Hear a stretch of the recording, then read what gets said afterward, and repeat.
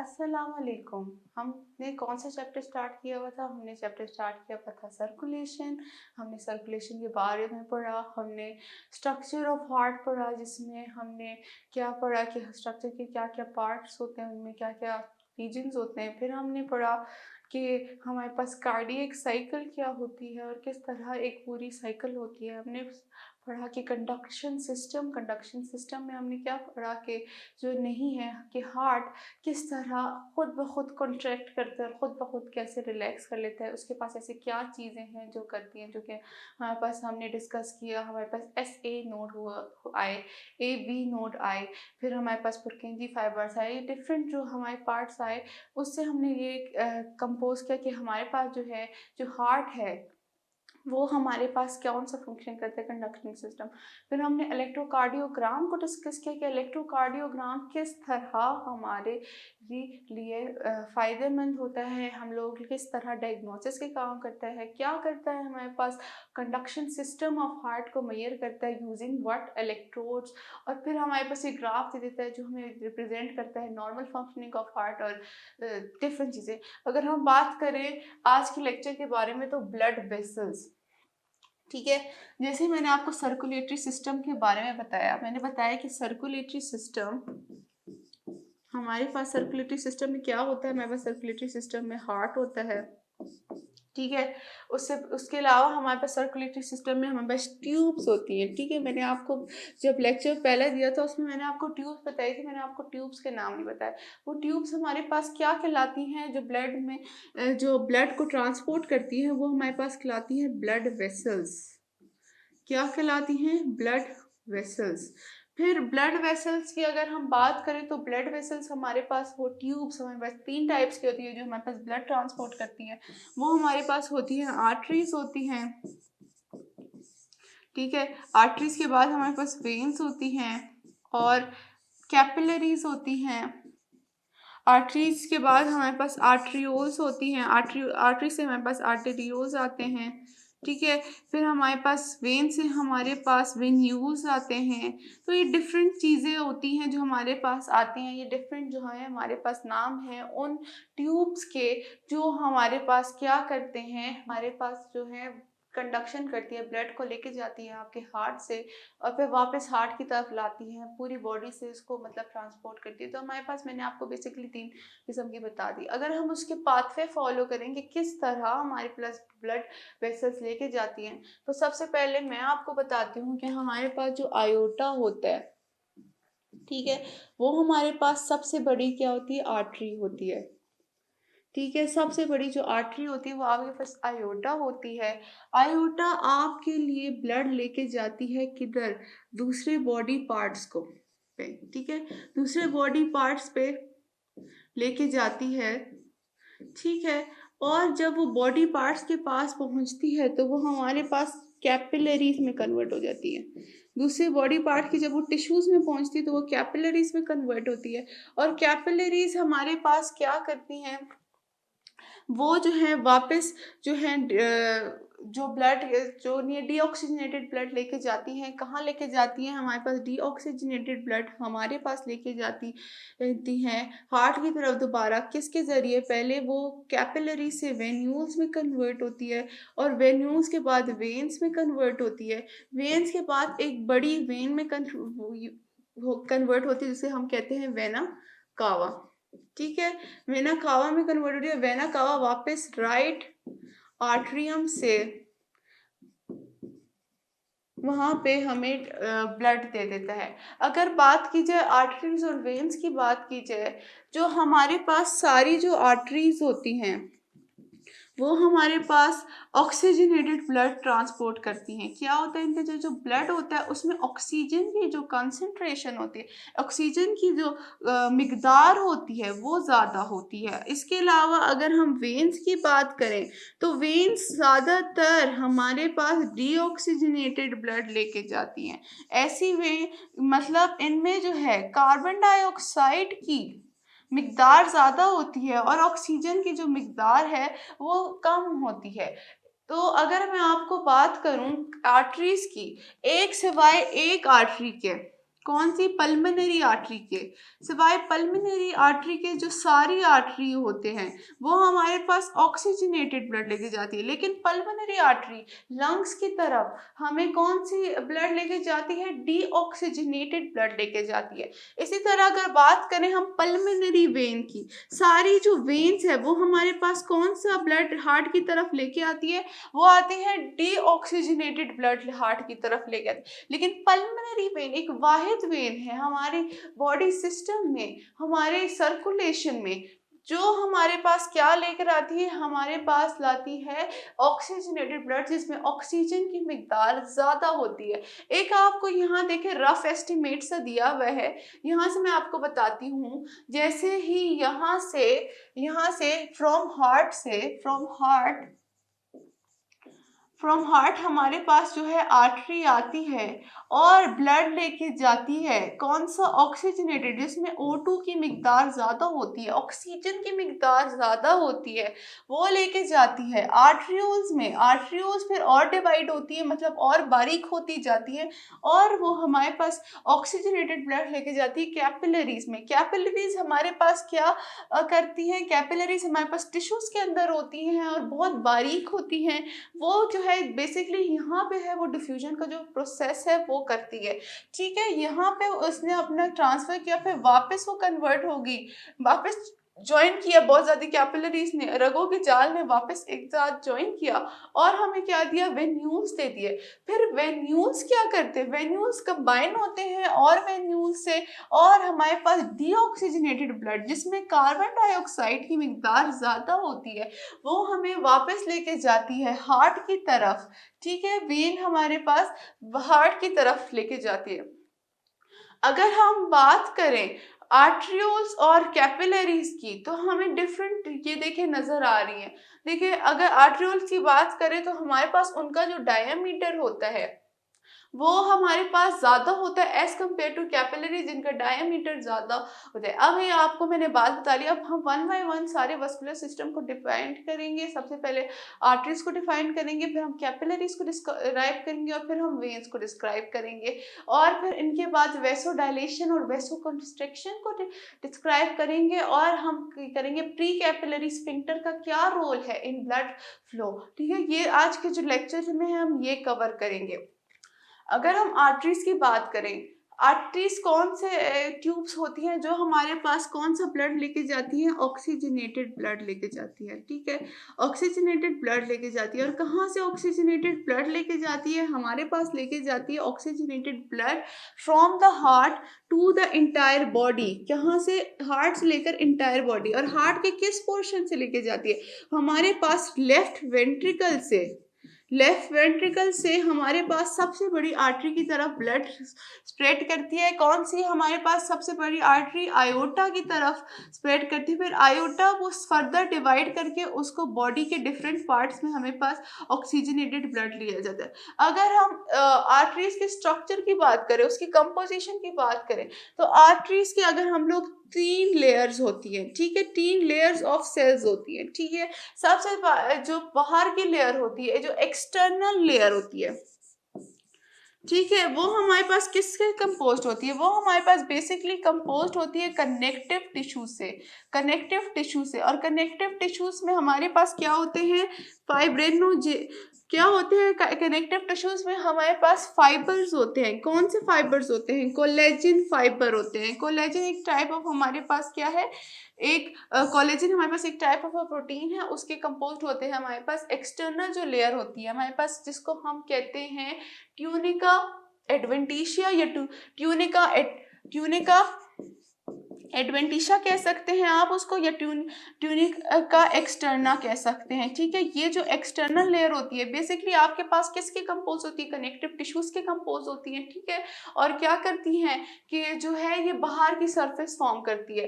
अब पहली लेयर हमें पता चल गई हमारे पास हुई ट्यूनिका एक्सटर्ना। जो दूसरी लेयर है उसके बारे में डिस्कस करते हैं कि दूसरी लेयर किसकी दूसरी लेयर पे क्या कंपोजिशन होती है।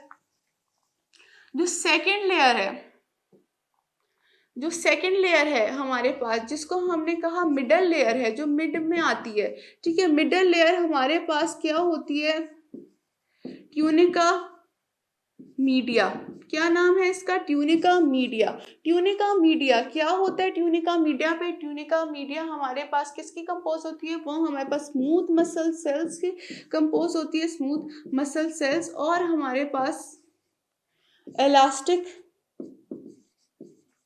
टिश्यू से कंपोज होती है। ठीक है, smooth muscle cells smooth cells के टिश्यू से कन्वर्ट होती है या और हमारे पास इलास्टिक टिश्यू के कंपोज होती है। और इसको इस मिडल लेयर को हमने क्या बोला? ट्यूनिका मीडिया दिया। और जो एक्सटर्नल लेयर होती है, जो इंटरनल लेयर होती है, जो फुल हमारे पास अंदर होती है, उसको जिसको हम कहते हैं हमारे पास ट्यूनिका ना, वो हमारे पास किसके कंपोज्ड होती है? वो हमारे पास एपिथेलियल सेल से कंपोज होती है। कौन से सेल्स? एपिथेलियल सेल से कंपोज होती है। ये बेसिक कंपोजिशन आ गई आपके पास किसकी? आर्टरीज की। आर्टरीज की हमारे पास 3 लेयर होती है। ट्यूनिका एक्सटर्नल लेयर हमारे पास क्या कहलाती है?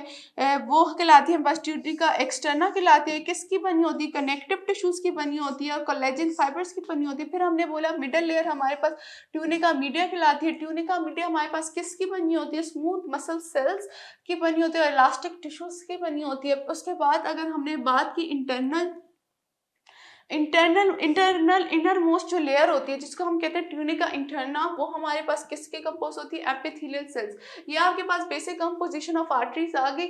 और इस आर्टरी से बेसिकली क्या होता है? ब्लड कौन सा ट्रांसपोर्ट होता है? ऑक्सीजनेटेड ब्लड ट्रांसपोर्ट होता है किसकी तरफ? हमारे पास जो जिन ऑर्गन्स को, जिन बॉडी पार्ट को हमारे ऑक्सीजन की जरूरत होती है, ऑक्सीजनेटेड ब्लड की जरूरत होती है। ठीक है, ये हमारे पास आ गई आर्टरी की। अब जो हम नेक्स्ट चीज डिस्कस करेंगे, हम डिस्कस करेंगे कैपिलरीज की। जैसे हमने बोला कि आर्टरीज जो है टिश्यूज के अंदर जाती हैं, तो टिश्यूज के अंदर जो है वो हमारे पास क्या हो जाती है? फर्दर डिवाइड हो जाती है और पतली हो जाती है।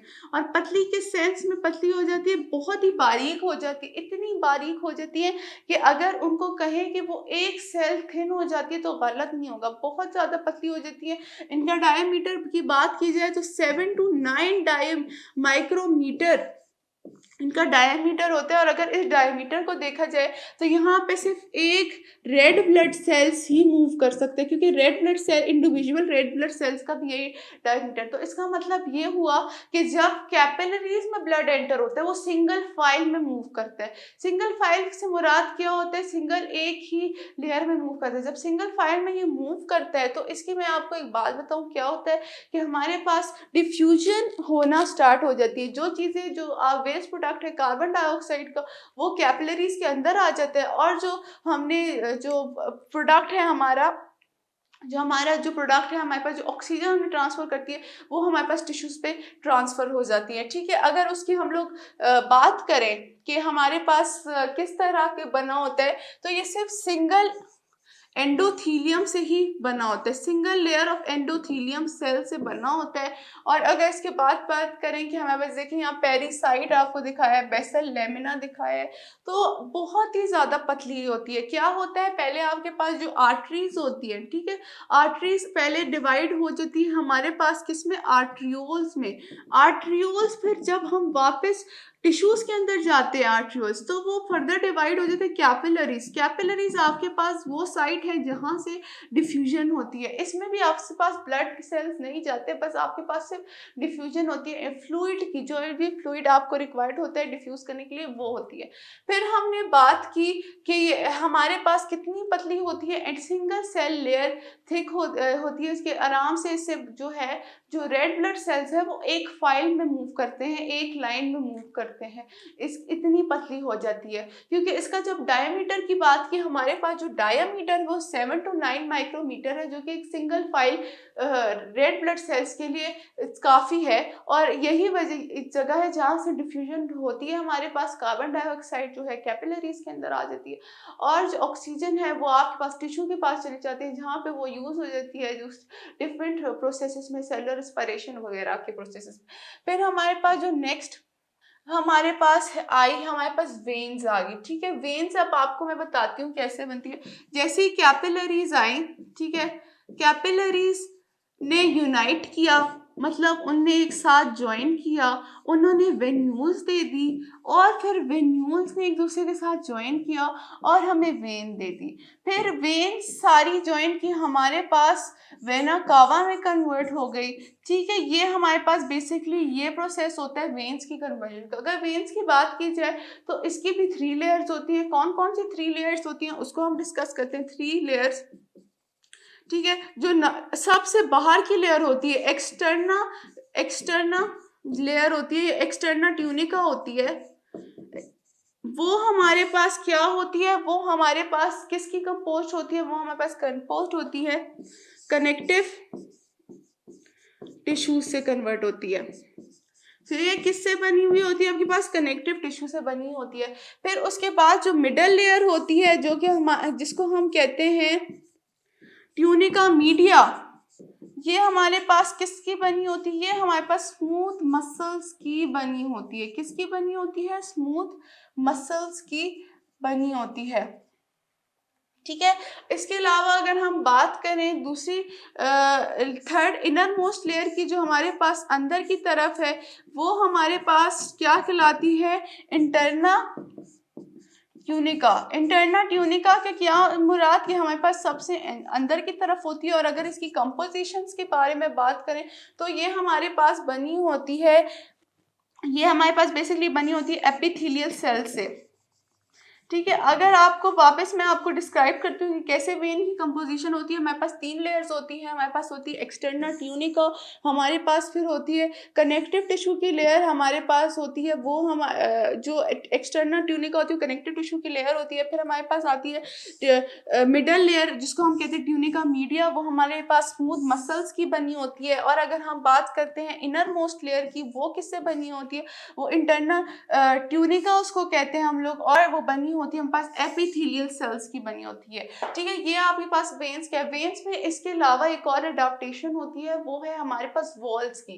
वॉल्स प्रेजेंट होते हैं, क्या वॉल्स प्रेजेंट होते हैं। जिस तरह आपके हार्ट में जो वॉल्स होते हैं वो क्या काम करते हैं, बैक फ्लो को प्रिवेंट करते हैं कि ब्लड वापस जो दूसरे जिन चैम्बर से आया है उन चैम्बर में वापस ना चला जाए, उस बैक फ्लो कॉज करते हैं, बैक फ्लो को प्रिवेंट करते हैं। तो इसी तरह हमारे पास जो वेन्स होती हैं, आप जैसे देखें अगर आपको ब्लड ट्रांसफर करना है तो डायरेक्ट नीचे ट्रांसफर करना है। ठीक है, इसलिए इसमें अगर पानी आपने टंकी से पानी गिरने लग जाता है सही, तो टंकी से पानी नीचे गिराने के लिए तो आपको कोई पंप नहीं लगाना पड़ता ना, क्योंकि आपके पास इजी हो जाता है। लेकिन जब हम वापस उनको मूव करते हैं सही है, वापस आपके पास नीचे वाले रीजन से यानी फुट के रीजन से अगर वापस ऊपर हमारे पास पानी टंकी से पानी ऊपर भरना, तो लाजमी आपके लिए ये है कि आप पंप यूज करें।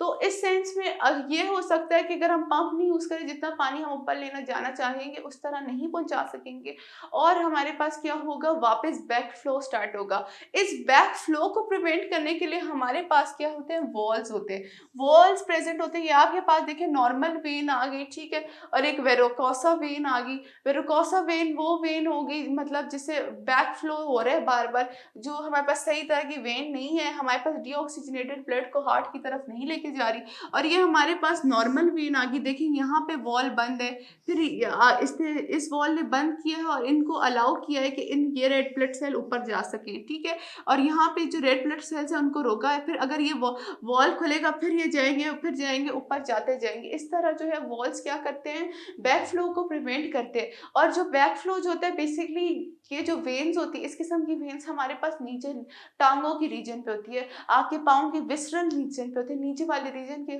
ऊपर होती है। और ये जो नहीं बैक फ्लो, और इनका अगर ऐसी वेन्स के अंदर जिसका डायमीटर 2 माइक्रोमीटर हो, ठीक, जिनका जो है 2 मिलीमीटर आपके पास डायमीटर हो, उनमें होती है सही है, उन्हीं में वॉल्स प्रेजेंट होते हैं। ऐसी वेन्स जिसमें 2 मिलीमीटर डायमीटर। और क्या आपको पता है वेन्स को क्या ट्रांसपोर्ट करती है, डीऑक्सीजनेटेड ब्लड ट्रांसफर करती है। तो आपको पता चल गया कि वेन्स का क्या फंक्शन है। हमने वेन्स के सारे फंक्शंस के बारे में डिस्क्राइब किया, हमने इसके स्ट्रक्चर्स के बारे में डिस्क्राइब किया, ये सारी बातें हमने डिस्क्राइब की। और अब हम लोग जो है अपने अगले टॉपिक की तरफ चलते हैं। अगला टॉपिक हमारे पास क्या है, role of arterioles in vasodilation and vasoconstriction. तो ये आपको पता है आर्टरीज जब डिवाइड होती है, ठीक है, ऑर्गन के अंदर जाती हैं, तो फिर जब वो डिवाइड होती हैं फिर वो हमें क्या देती हैं, आर्टरियोल्स देती हैं। ठीक है, आर्टरियोल्स अब क्या करते हैं, हमें बताया वेसोडाइलेशन, वेसल की डायलेशन और वेसल की कॉन्स्ट्रिक्शन। वेसल का डायलेशन बेसिकली क्या कहते हैं कि जो उनका जो डायामीटर होता है, उनके दरमियान जो ल्यूमेन होते हैं, उनके दरमियान जो बीच में होल होता है, वेसोडाइलेशन में वो बड़ा हो जाता है होल, सही है, आराम से उसमें से ना ब्लड सेल्स मूव कर रहे होते हैं। और जो वेसो कॉन्स्ट्रिक्शन होता है, जो बीच में अगर देखें आप पतला पाइप लें, सही, उससे जो है बहुत मुश्किल से पानी पास होगा। अगर आप मोटा पाइप लें तो उससे आराम से पास होगा। वैसोडाइलेशन आपके पास कौन सा पाइप आ गया, जो बड़ा होगा, जिसका डायमीटर बड़ा होगा, जिसका बीच मोटाई ज्यादा होगी। और अगर हम किसी वेसो कंस्ट्रिक्शन की बात करें तो वेसो कंस्ट्रिक्शन ऐसा पाइप होगा जिसकी चौड़ाई कम होगी। इसी तरह हमारे भी आर्टरियोल्स ऐसे ही अडेप्ट होते हैं कि कभी उनके पते उनको बिल्कुल पतले हो जाते हैं या फिर वो कभी कभी बिल्कुल मोटे हो जाते हैं। तो ये पतले और मोटे कैसे हो जाते हैं, क्योंकि ये आर्टरियोल्स है और हमारी ब्लड वेसल का हिस्सा है। तो ये सबसे बड़ा सवाल हमारे जहन में आता है, किस तरह इनकी चौड़ाई कम होती है और ज़्यादा होती है। इनकी चौड़ाई बेसिकली कम और ज़्यादा कैसे होती है, स्मूथ मसल्स की कॉन्ट्रैक्शन और रिलैक्सेशन की वजह से। स्मूथ मसल्स आपको पता है कहाँ होते हैं, स्मूथ मसल आपके पास मिडल लेयर में मौजूद होते हैं। ठीक है, मिडल लेयर में आपके पास स्मूथ मसल सेल्स मौजूद होते हैं। वो अगर कॉन्ट्रैक्ट करते हैं तो फिर आपके पास क्या हो जाता है, वेसो कॉन्स्ट्रिक्शन हो जाती है, मतलब वेसल्स की चौड़ाई कम हो जाती है। और अगर हम लोग स्मूथ मसल्स हमारे पास वो करते हैं, एलोंगेट करते हैं, मतलब हमारे पास उनकी रिलैक्स करते हैं, तो हमारे पास वैसो रिलैक्सेशन हो जाती है। क्या आपको पता चला कि जो स्मूथ मसल्स हैं जो मिडल में होते हैं, वो जब कॉन्ट्रैक्ट करते हैं तो हमारे पास वेसो डायलेशन हो जाती है, और जब वो रिलैक्स करते हैं तो हमारे पास वेसो कंस्ट्रिक्शन हो जाती है। ठीक है, ये आपको पता चल गया कि हमारे पास स्मूथ मसल का क्या काम है। अब आपको मैं बताती हूँ कि ये होता कैसे। ये ज़्यादातर होता है हार्मोनल कंट्रोल की वजह से। ठीक है, हार्मोन्स रिलीज होते हैं और इनकी वेसो कंस्ट्रिक्शन और वो वेसो डायलेशन कॉज करते हैं। या आपके पास होता है जब आपका जो है ब्लड प्रेशर सही नहीं होता, तब होते हैं आपके पास वेसो कंस्ट्रिक्शन और वेसो डायलेशन। उसके अलावा अगर आपके पास इमोशनल कोई चेंज आए, जैसे आप सैड हो तब ऐसा होता है, या फिर आप कभी गुस्से में हो तब आपके पास वेसो डायलेशन और वेसो कंस्ट्रिक्शन होते हैं। ये सब बेसिकली हार्मोन जो है वो कंट्रोल करता है और आपको वेसो डायलेशन और वेसो कंस्ट्रिक्शन रिजल्ट करता है। ठीक है, अगेन मैं बताती हूँ कि वेसोडाइलेशन और वेसोकंस्ट्रिक्शन क्या होता है। वेसोडाइलेशन हमारे पास क्या होता है, वेसोडाइलेशन हमारे पास होता है इंक्रीज इन डायमीटर। ठीक है, इंक्रीज हो जाता है in diameter, increase in diameter of arterioles. सही है, ये हमारे पास कैसे होता है, ये हमारे पास होता है कॉन्ट्रैक्शन ऑफ स्मूथ मसल से होता है। ठीक है, स्मूथ मसल्स कॉन्ट्रैक्ट करते हैं और हमें क्या रिजल्ट करते हैं, हमें देते हैं वेसोडाइलेशन रिजल्ट करते हैं। इससे जो क्या होता है, जो ब्लड होता है उसको हमारे पास क्या होती है, लेस रेजिस्टेंट होती है। ठीक है, ब्लड आराम से मूव कर लेते हैं और मतलब उनकी स्पीड भी इतनी ज़्यादा नहीं होती, उसकी स्पीड कम हो जाती है।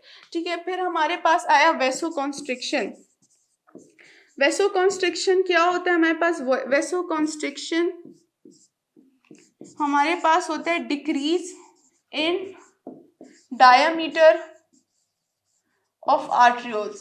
ठीक है, हमारे पास डायमीटर के आर्टरियोल्स में डिक्रीज इन डायमीटर होता है, और इसमें स्मूथ मसल्स हमारे पास क्या होते हैं, रिलैक्स करते हैं। क्या करते हैं, स्मूथ मसल्स हमारे पास रिलैक्स करते हैं। ठीक है, और जो है हमारे पास क्या, मोर रेजिस्टेंस हमारे पास ब्लड को प्रोवाइड की जाती है, और जिस तरह हमारा ब्लड क्या हो जाता है, ज़्यादा फ्लो करता है। ठीक है, ये आज हमने टॉपिक पढ़ा role of arterioles in vasodilation, vasoconstriction. Arterioles के जो स्मूथ मसल्स हैं वो कॉन्ट्रैक्ट और रिलैक्स करते हैं, और फिर हमारे पास क्या करते हैं, वेसोडाइलेशन और वेसोकंस्ट्रिक्शन करते हैं। वेसोडाइलेशन और वेसोकंस्ट्रिक्शन कब होती है, जब हम हार्मोनल कंट्रोल की वजह से होती है, जब सर्दियों गर्मियों में होती है।